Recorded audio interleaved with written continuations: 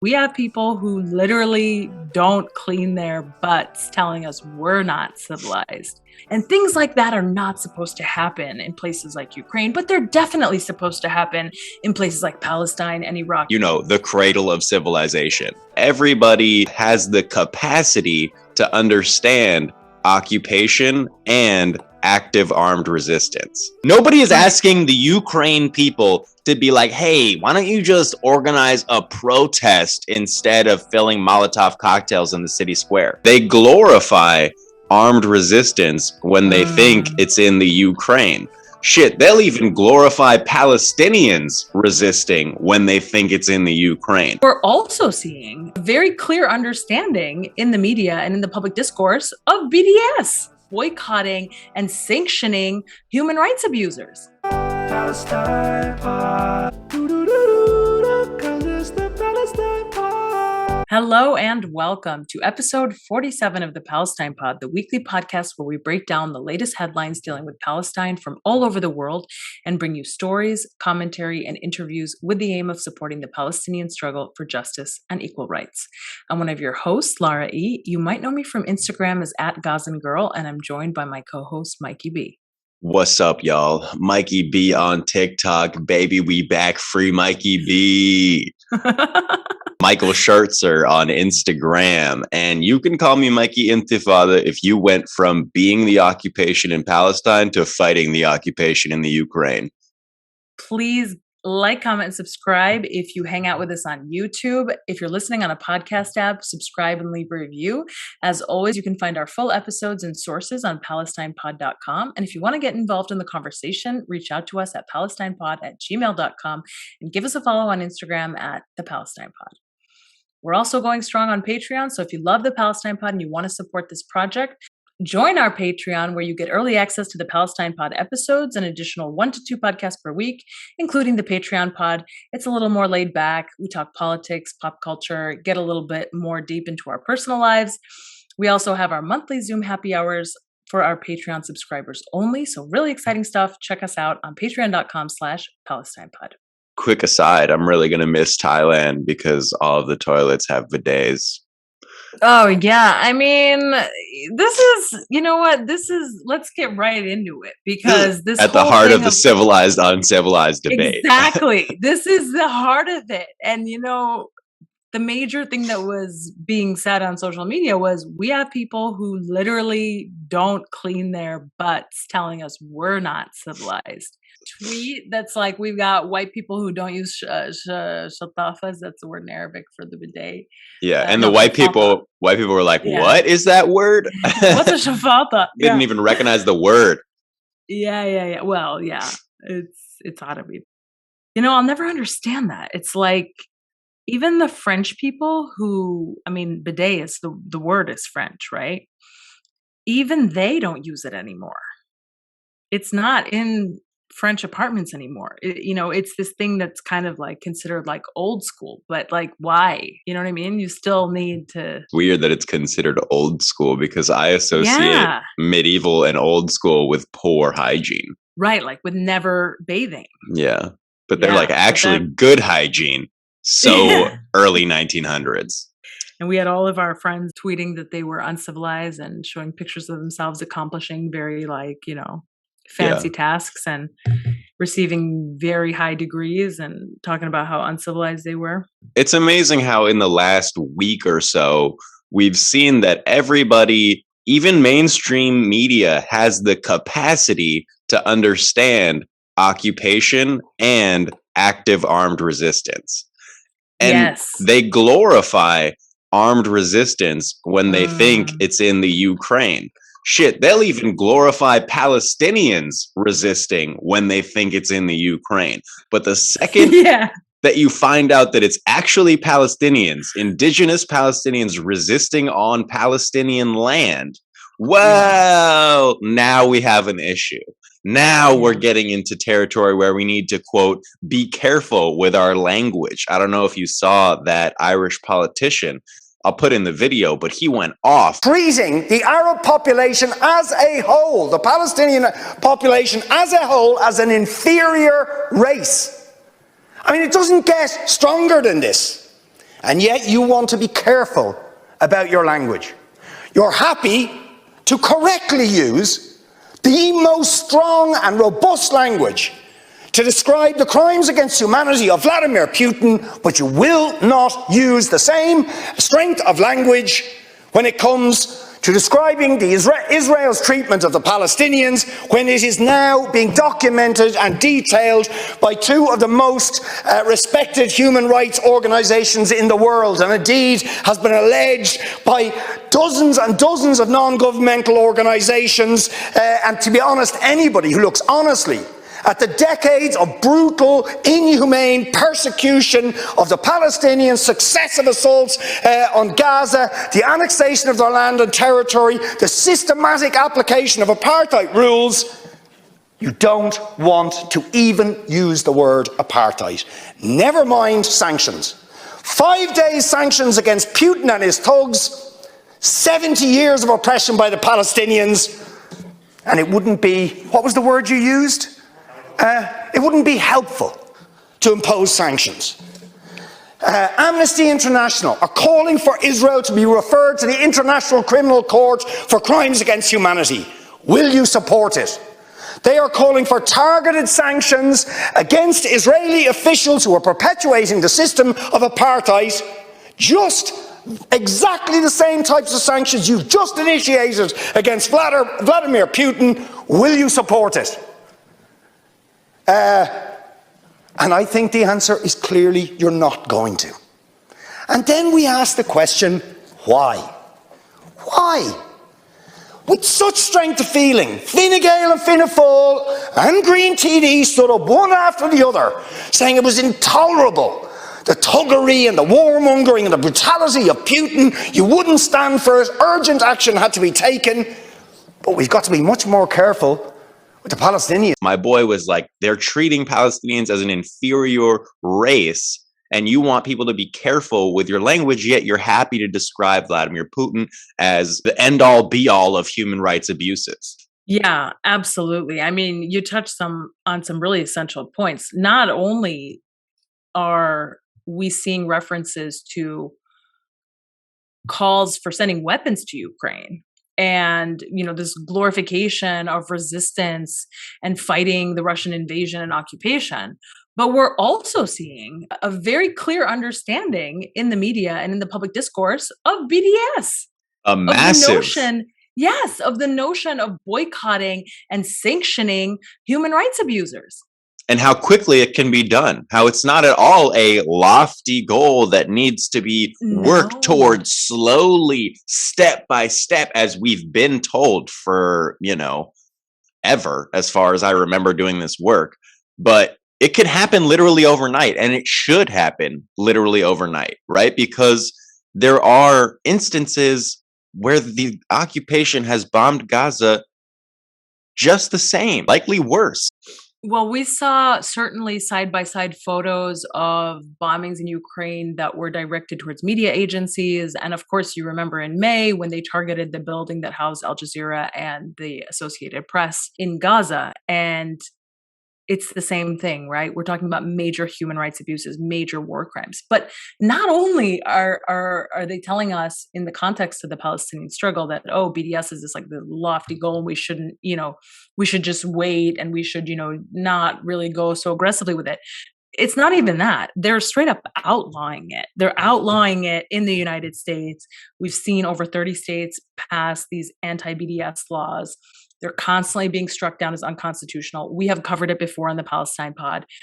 But in this case, we're seeing in a matter of days, not months, not years, let alone decades, which is what Palestinians have been going through. In a matter of just days, we have seen major boycotts take place, sanctions take place. This, of course, is very controversial when it comes to holding Israel accountable vis-a-vis the Palestinian struggle. And we are repeatedly told as Palestinians that nonviolent resistance like boycotts are wrong. Like we should not be engaging in them, that it's unfair to put pressure on Israel. It's unfair to single out Israel. It's crazy to me that this discourse so quickly changes. It's almost like they have no shame. I mean, you saw that clip of Condoleezza Rice going on some talk show talking about, oh, it's a violation of international law to invade a sovereign nation. I'm so sorry, but did you forget about Iraq? How can she sit up there? She was literally one of the major cheerleaders and orchestrators of the Iraq war. I do not understand. I just don't understand how you can go to sleep at night. It just doesn't make sense to me. The cognitive dissonance, the hypocrisy, I mean, it's in our lifetime. Like, I'm not even talking about somebody who made statements about some past event. I'm talking about somebody who literally was responsible for the murder of 1 million people in Iraq. The thing about doing genocide is you forget about it after 10 years, right? That's why Henry Kissinger walks around talking like he's a statesman instead of a mass murderer or war criminal. But one thing I have to say about the Ukraine and Russia is, boy, this white on white crime getting out of hand. Yeah. Putin would literally rather start a world war than go to therapy. Like, how about just talk to someone? Yeah. I mean, everybody can use therapy, but look, we're seeing this racism obviously everywhere in the public discourse. There have been so many references to it in articles, social media. We've seen commentators go on TV and talk about how they're so shocked that this invasion is taking place in Ukraine because that's not supposed to happen there. Right. And what's the message that's being sent, that places like Palestine, like Iraq, like Afghanistan, like Somalia, like Syria, those are places where violence is normal. It's like expected.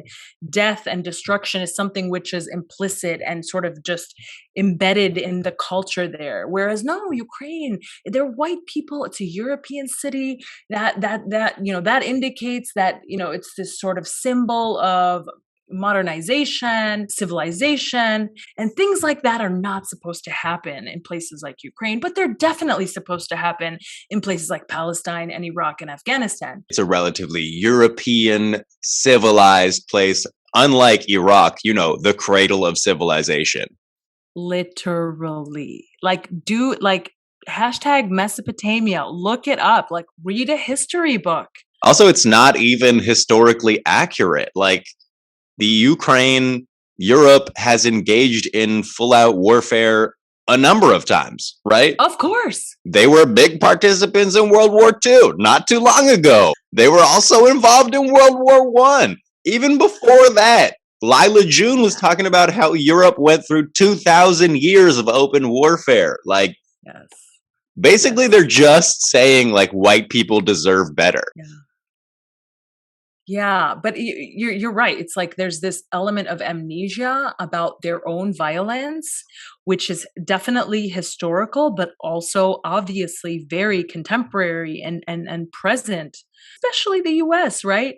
I mean, I posted that Condoleezza Rice clip, and then I was like, here is a link to which lists out every single country that the US has invaded in the last 100 years, but we're blind to our own crimes, and so you just see how much of this is political, right?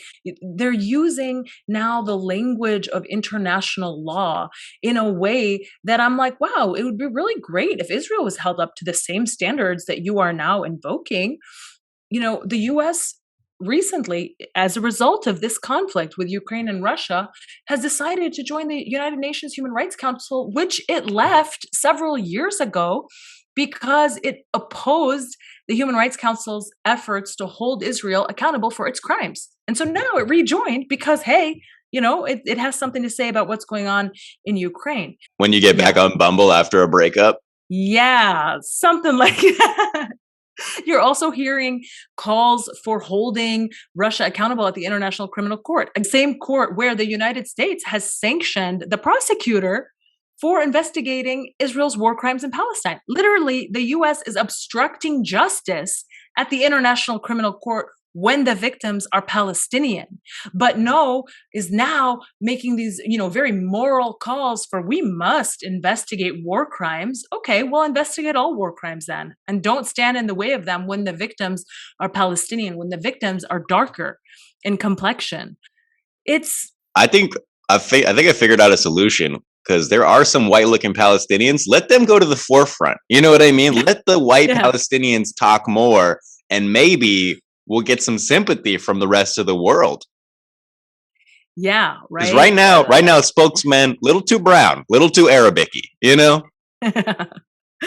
But like, Michael, that's the thing that also for me is so shocking in a way, because it's like, how much of this just comes down to just colorism, right? How much of this is just colorism, right? It's not even anti-Arab racism. It's not even, is it Islamophobia? I don't know. Some of it is just like really basic.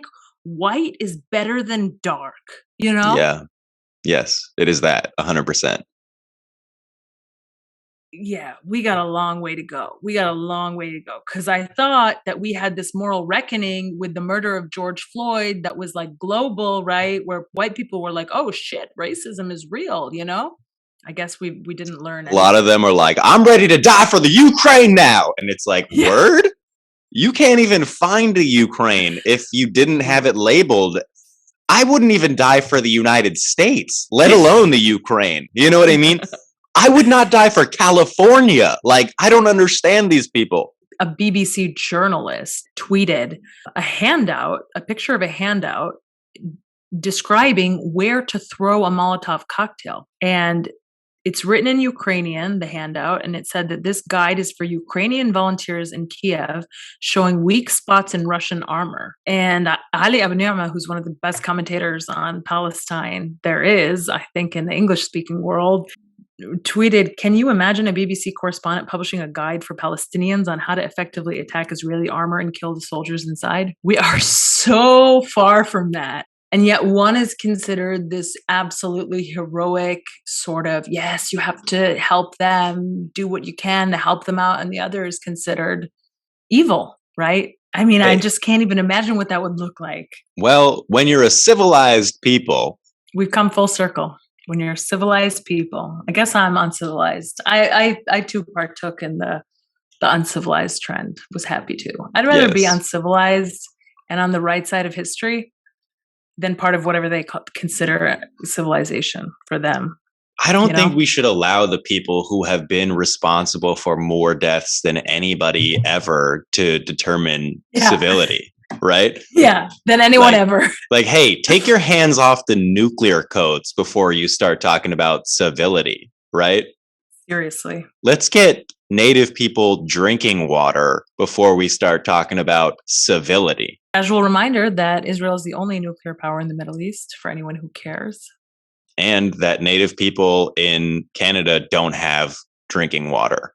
Neither do many Black Americans, right? Flint still does not have drinking water. It's not the only place in the United States that does not have potable water. So we got a lot of work to do. Seems like they've got some civilizing to do themselves before they start talking about uncivilized. Yes.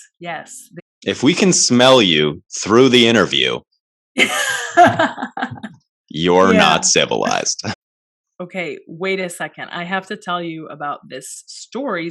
Apparently, the Ukrainian embassy in Senegal started posting ads calling on local Senegalese people to go fight in Ukraine. They wanted to, but they couldn't get in the border. Okay, they're being stopped at the border, folks. Senegal, as a result, summoned the Ukrainian ambassador over this illegal recruitment call. It's insane to me that they are calling on Senegalese people to go fight in Ukraine. You know all those white people that like go to fight in Syria? Yeah, it's like the people who join ISIS and they're British. Yeah, literally. And those people have their nationalities revoked. Those people can't go back to the US or to the UK. But somehow it's okay to call for foreign volunteers. I mean, this is totally illegal. Yeah, you can't even fundraise for Palestinian resistance or you would go to jail. You don't even have to fundraise for resistance. You could go to jail like the Holy Five Foundation for just doing charity work. Michael, I couldn't even make a $200 transfer to Melek because I wrote Palestine Pod in the notes. Yeah. BNP blocked that transfer, even though I told them it's a podcast. Yeah. Meanwhile, you got, grandmas making Molotov cocktails on TikTok, and everybody's like, let's fucking go, grandma. We know what is right. It matters to them what color people are. Yes, of course. Instructions, Molotov. Just that yes. Google search got you put in trouble. Yeah. Insane to me how quickly the public's consciousness can be mobilized in support of popular resistance when it's allowed by the media, right? Because I know people who have literally never once spoken about the plight of refugees who are now posting like infographics. And it's like, why now? You know what I mean? I certainly understand being sympathetic with the innocent people fleeing the Ukraine. That's where my ancestry comes from. 100%. I understand that. But the fact that you have never once spoken about the plight of refugees, Palestine, Syria, Iraq, Afghanistan, there's a number of causes you could have taken up before. If this is your first time now interested or caring about the plight of refugees, you got to ask yourself why, right? Because it's a completely manufactured crisis that the United States instigated. Why are white bodies more important to you than brown and black bodies fleeing war? Why is that the turning point for you? I think that's a very important question that everybody who is paying attention to this needs to reckon with. I think what we're seeing is that time and again, regardless of what is happening in the world and in current events, we see this reinforcement of the idea that we live in a white supremacist world. It doesn't matter what's happening, whether it's the way that Black people are treated in the United States, whether it's the way that dark-skinned people are treated in Europe, whether it's the way that the world reacts to brown refugees coming out of the Middle East who are refugees because of invasions by the Western countries, whatever it may be, whether it's this sudden outpouring of care and empathy that we're seeing when refugees are white, it all confirms the same thing, which is that we live in a white supremacist world. And that is operating all the time. And this goes exactly to the notion of Zionism, right? Because Zionism is upholding that white supremacy. These issues are all interlinked. Like we also saw in this last week, Israel calling on the invasion of Ukraine a real opportunity for them to increase settlement in Israel, right? So they're basically manipulating and profiting from the outbreak of this war by calling on Ukrainian Jews to come to Israel. And in doing so, they are going to be able to maintain and grow the Jewish demographic supremacy over Palestinians and further entrench their settler colonial project. And on that point, they have taken in a number of Ukrainian Jews already, but some of them don't fit the bill for Israel, so they're getting kicked out. Can you imagine? I didn't know that. Yeah, can you imagine you get to Palestine, you're a part of the occupation, and then the occupation is like, actually, you're not one of the Jews that we'd like head on back over to Odessa, my boy. I haven't read about this particular issue about people being asked to go back, but I know that until now, 10,000 Ukrainian Jews have arrived in Israel. Israel's Ministry of Immigration and Absorption, what a weird name, has called on Jews of Ukraine to immigrate to Israel, quote unquote, your home, in a statement issued on February 26th. So far, at least 100 Ukrainian Jews have arrived on 2 flights, one from Kiev and one from Odessa. And in total, they're expecting around 10,000 to arrive in the coming weeks. It's insane that this is not getting more media coverage, or that people are not talking about this more, because the entire outcry about the invasion of Ukraine is that it is an occupation. It's an illegal occupation. It's an invasion of a sovereign nation by another nation. The people that are fleeing that conflict are now becoming pawns in the settlement of another people's country. Yeah, it's the new Givat Amal. It's the new Mizrahi, right? They're trying to create another layer of separation between them and Palestinians. Yes. And this is from the Times of Israel. Israel tries to send back 14 Ukrainians back to Europe, relents after pressure. Interior Minister Shaked reportedly takes a deposit from the group to make sure they leave Israel within 3 months. Refugees fleeing the conflict in Ukraine arrive at the Medyka border. Medyka border crossing in Poland on Monday, February 28th, 2022. The head of the United Nations Refugee Agency says more than 500,000 people have fled the Ukraine since Russia's invasion. Now it's up to 1 million. Israel tried to send 14 out of the 70 Ukrainians who arrived back to Europe, saying that they were not eligible to enter under the law of return, according to a Monday report. The 14, including a mother and her young daughter, were put on a flight to Romania, but were ultimately allowed to stay after family members pressured the government, Channel 12 News reported. So they're like, hey, this is a safe haven for all Jews except for you. We have to keep in mind that Israel is framing their welcoming of Ukrainian refugees as some sort of like a humanitarian move.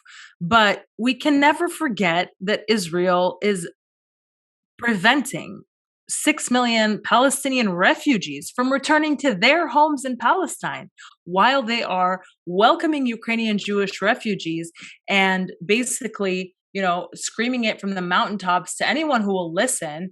Oh, look what we're doing. We're, come to Israel. We'll welcome you. Yeah, but what about the refugees that you kicked out of their homes? I'm not trying to demonize refugees. I represent refugees. So much of my work goes to supporting refugees. I myself am a refugee, right? It's not about demonizing refugees. But at the end of the day, it's about this double standard. It's about this hypocrisy, and it's about manipulating the plight of refugees to further a nefarious cause, to further something which, again, what is it? The Harvard Law Clinic came out and said it's apartheid. We had our new report of the week saying it's apartheid. This is after the Amnesty report. So that's the issue.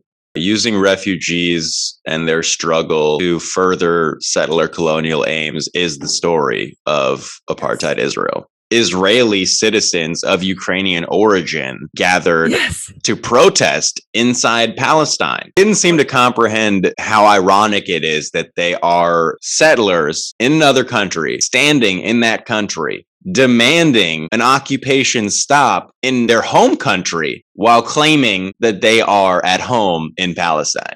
Yeah. I mean, we saw those scenes, and it's just laughable because all of this goes back to the notion that Palestinians are the ones that have to pay the price for the drama and basically anything that happens in Europe that is terrible, right?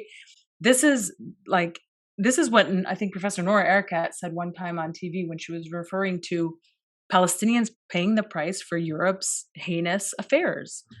And we are not involved in this. So why are we paying the price? Why is it our land that is being taken to house these Ukrainian refugees? Again, I have nothing wrong with refugees, but you should give us our land. You should not steal our land and then use it to make yourselves look good on the world stage.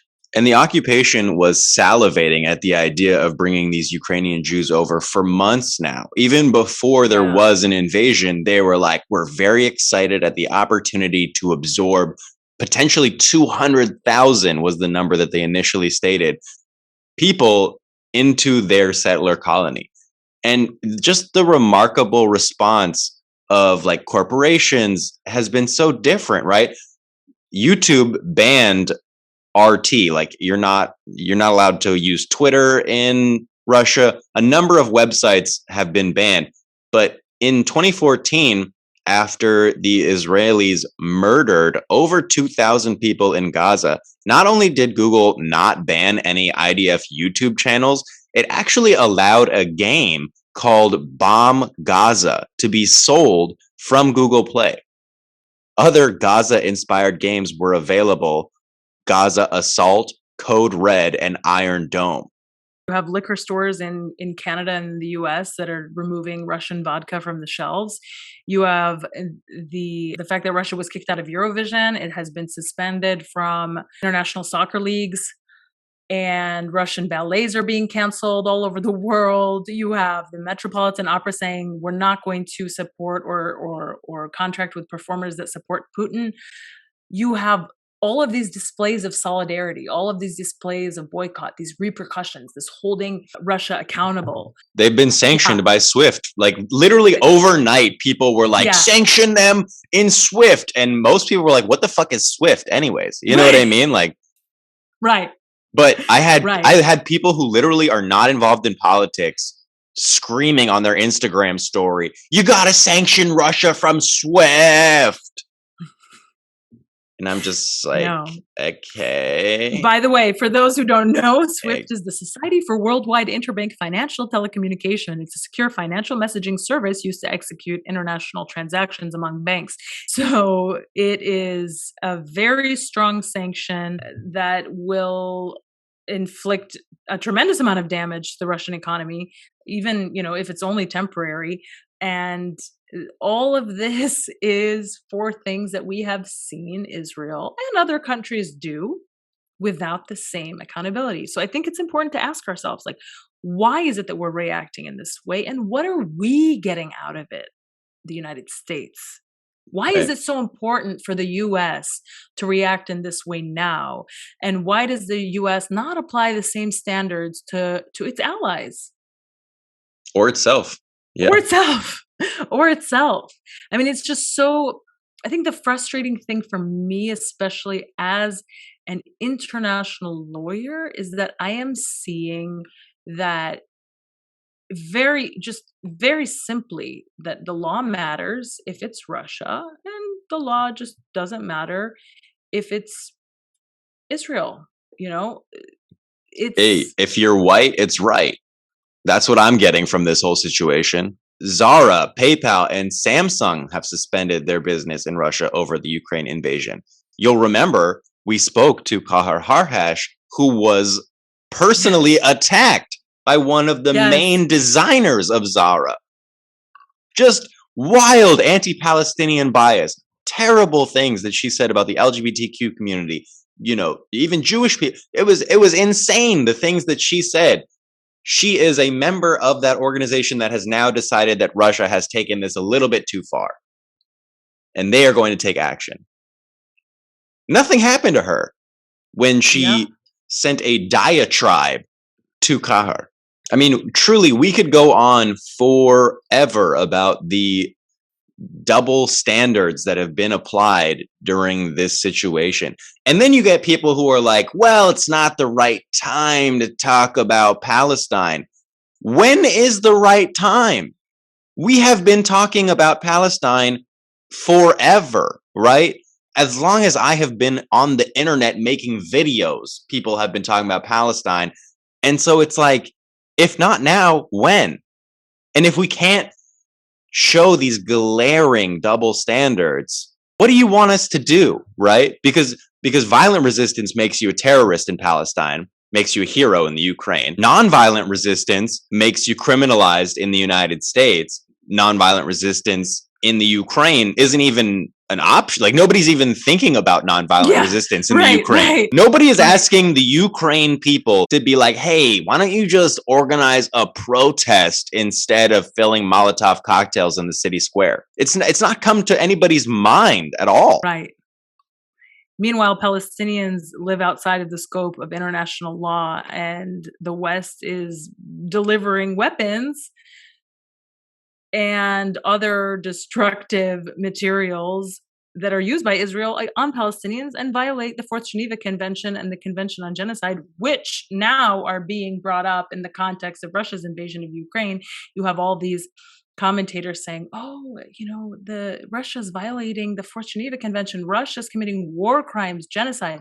None of this applies to Palestine and Palestinians in the public discourse. So, and I'm thinking to myself, like, yo, I'm glad that this is moving you all into action and compassion for refugees. If this upsets you, let me tell you about something else real quick. Just a little bit of Palestinian history, because this has been going on for decades now. You have now Naftali Bennett, settler extraordinaire, born in California, the prime minister of the occupation, now moderating the dispute. Yeah. He's literally moderating the Russia-Ukraine dispute. I think he was actually in Russia today. Like, what experience? Like, he's on the ground. What experience does this guy have stopping aggression? Zero. Israel's Bennett speaks with Putin. There were phone calls, but I think he's actually on the ground. Also, if you find yourself simping over the person the United States is sending weapons and money to, you might be on the wrong side of history, right? That's not to say that we support Vladimir Putin's imperialist wars. We certainly don't. But we have to recognize that U.S. imperialism is never good. Right. One does not, absolutely. Because this is the thing. It's like, if it's the US, we're the good guys, right? So we can set up hundreds of military bases all across the world. But if it's Russia, somebody else, if it's Russia, then it's a problem. If it's the US, we can invade countries, we can kill millions. It doesn't matter. We can do that. They're brown people. They're brown people. They don't care. They don't matter. Yeah. So this is, he is on the ground, by the way. Naftali Bennett actually met with Putin. He secretly traveled to Moscow, met with Putin for 3 hours in what is being described as a highly unusual move, because he did have phone calls with both the leaders of Russia and Ukraine a few days earlier. Meanwhile, we should remember that Zelensky came out in favor of the occupation and they were bombing Gaza. Yes. Yep. Right? So now we have all of these people who are like, I stand with the Ukraine. Ukraine doesn't stand with you. Yeah. It's been really disheartening to see all of this, but of course not surprising, right? Nobody, I think, is surprised by the hypocrisy, by the double standards. Nobody, at least, anybody who's doing this work. Went on national TV and he was like, can you believe this is happening to the white people? In France, one of the commentators said, these refugees, they drive the same cars as us. It's like a way to mayonnaise on their sandwiches. Yeah.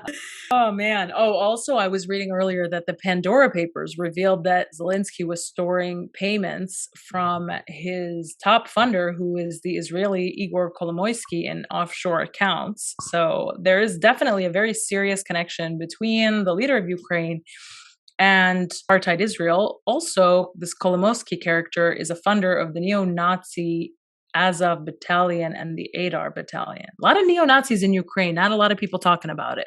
Yeah, the United States and Israel have been funding Nazis. I don't like to use the word neo-Nazi because I don't add a Matrix character before Nazis. Yeah. You know what I mean? Like, they're Nazis. That's not to say that there's any validity to Putin's claim that he's denazifying the Ukraine. The Russian government took in a number of Nazi scientists, Nazi intelligence agents just like the United States, Operation Paperclip. They had their own mission where they just scooped up Nazis and incorporated them into their own society. So I don't for 1 second believe that Vladimir Putin is doing anything to get Nazis out of the way. That being said, the Nazis still exist today. They're fighting alongside grandmothers and regular people filling Molotov cocktails. And so it's like, if you're sending money, if you're a Jew, you're sending money to the Ukrainian fight right now, you don't know if those fucking guns getting handed out to Nazis or not. Can you imagine being the grandchild of a Holocaust survivor and then being emotionally manipulated into donating to Nazis? When you look at the way that the Western countries have facilitated the movement of the Ukrainian refugees, eliminating all of the paper, like administrative hurdles. Unless you are black, right? Unless you are a Nigerian student or an Indian man who's studying in the Ukraine, in which case you're sleeping at the train stations forever if you're not getting shot for trying to get on a train. You're still waiting for the train to get out of there. Yeah, we all saw those images and videos on TikTok. But hey, but stand with the Ukraine. Stand with the Ukraine. You know, it's like nobody is looking at this shit critically. People are being made to look a fool because they're so easily manipulated by media. Yeah. And, you contrast the images of Ukrainians, being able to just like freely like walk over the border, get housing, get support, whatever it may be, with the images of people coming from the South and the Middle East drowning, being beaten, like literally, if you live in France, then you know about Calais, and that is literally like the French police go in there and they burn down refugee tents. They burn them down. They don't even call them refugees. They call them migrants. What does that mean? They're refugees. They're asylum seekers. They qualify for refugee status under the law, and we call them migrants. Like, what does that mean? Nobody called it. Have you heard of a Ukrainian being called a migrant? No. There's families that are being displaced. These people have rights. And because they just don't look like you, they're being treated so violently. In the United States, the police still ride horseback and hit people with whips. There were Haitian migrants who were whipped by people on horseback. And everybody was like, isn't that slavery? Like, isn't that the same imagery as slavery? And they were like, no, it's different. It's different because they've got a badge and there's some laws. And it's like, wait, weren't there laws involved in slave? And then meanwhile, all the people who were like, they're coming, they're taking our jobs. You know what I mean? Those people are like, bring those hot Ukrainian girls over here. I'm trying to fuck people who are emotionally unstable. It's truly wild. Also, my guy, like, not all of the girls in the Ukraine are hot. Like, you're going to get a couple uggos. Speaking of which, I think I heard that, or were you the one who told me this? That Tinder was, like, being used by Ukrainian girls because, like, all the Russian soldiers showed up on Tinder in Ukraine. And so, like, then they started talking to Ukrainian girls and giving them info that they were then passing, like, to people who were organizing the resistance. Also, the International Committee of the Red Cross posted a really neat thread breaking down international law and the Geneva Conventions, because apparently they're all of a sudden getting thousands of questions about the Geneva Conventions, which is why they have tweeted this series of tweets. They basically actually list the rules of international law, the rules of war that you need to know that are applicable to all states across the world. And they break it down really simply. We will link to that as well if you want to take a look. I was surprised that they said in their fine print, except for the United States and Israel, though. Did they? No, they didn't. No, they didn't. I have one more story real quick. It's actually from May 2021, but I thought it was interesting. An ex-Israeli pilot said, and I quote, "Our army is a terrorist organization run by war criminals." A former Israeli Air Force pilot, Yonatan Shapira, has described the Israeli government and army as a terrorist organization run by war criminals. Captain Shapira, who resigned from the Israeli army in 2003 at the height of the Second Intifada, explained in an exclusive interview why he realized after joining the army that he was, quote, part of a terrorist organization. I realized during the Second Intifada what the Israeli Air Force and Israeli military are doing are war crimes, terrorizing a population of millions of Palestinians. When I realized that, I decided not to just leave, but to organize other pilots that will publicly refuse to take part in these crimes. He continues, as a child in Israel, you are brought up in a very strong Zionist militaristic education. You don't know almost anything about Palestine.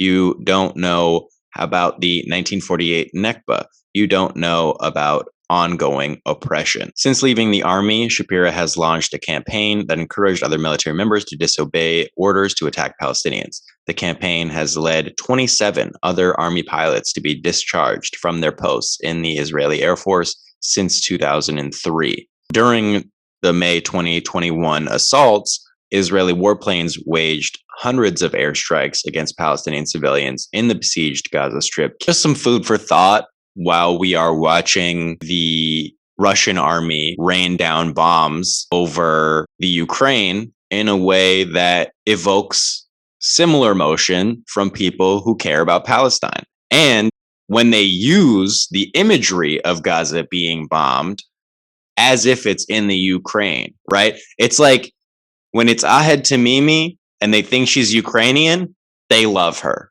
right? When they find out she's Palestinian, well, that's kind of a political issue. When it's the bombs that are dropping on Gaza and we know it's Gaza, people are like, oh, well, that's how it is. That's how it happens. It happens like that all the time.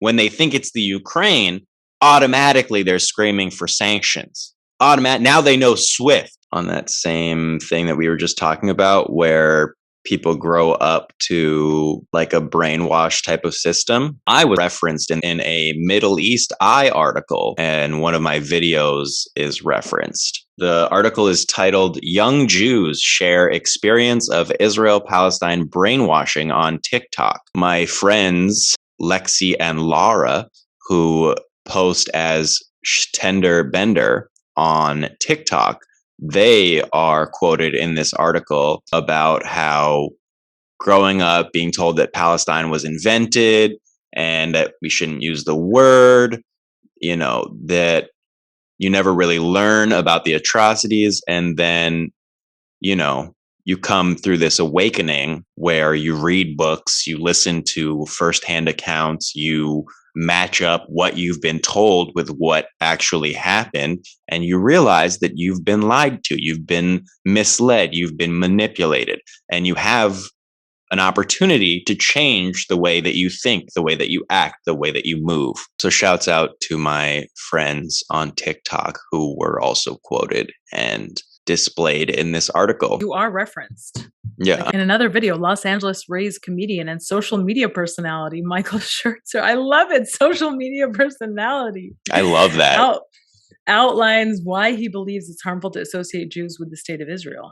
Also love being called young. Very cool. I love that it's being presented as a movement.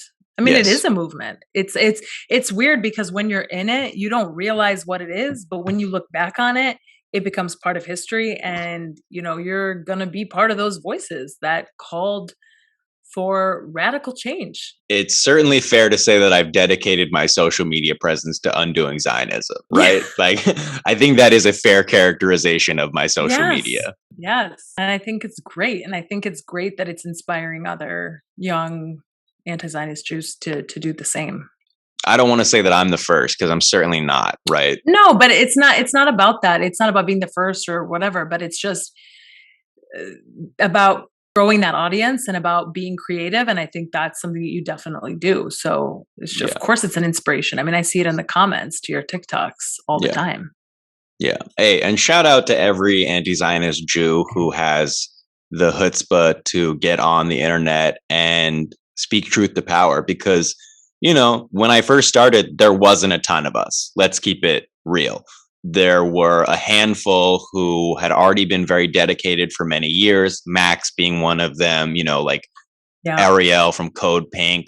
There were a few, but now it's becoming more commonplace for anti-Zionist Jews to speak their truth, to talk about the massive brainwashing campaigns that, literally infiltrate every single aspect of our lives and how we've come out of it, how we've changed. Yeah, definitely. Any last thoughts? Yeah, just if you're somebody who is thinking about occupation and thinking about justice and thinking about Judaism through the lens of Tikkun Olam, then use this time to reflect. Does it make sense to be standing outside of the Russian embassy in a settler colony demanding that they stop the occupation? Does that make sense? And if it doesn't, explore why. Think about all of the things that you've ever been told and assess them, analyze them, make sure that they hold up to the facts on the ground. Because if they don't, you still have time to change, right? Nobody's going to be mad at you for getting on the right team a little bit late. You might not get an award or anything, but we certainly won't be upset that you decided to take part in dismantling the occupation underneath your feet before you started protesting one abroad. Folks, that has been another episode of the Palestine Pod. Thank you all so much for listening. Please check out our website at www.palestinepod.com. Follow us on Instagram at The Palestine Pod. Send us an email at palestinepod@gmail.com and check us out on Patreon. Patreon at www.patreon.com/PalestinePod. That's been another episode of the Palestine Pod. Thank you all so much for listening. Have a great day.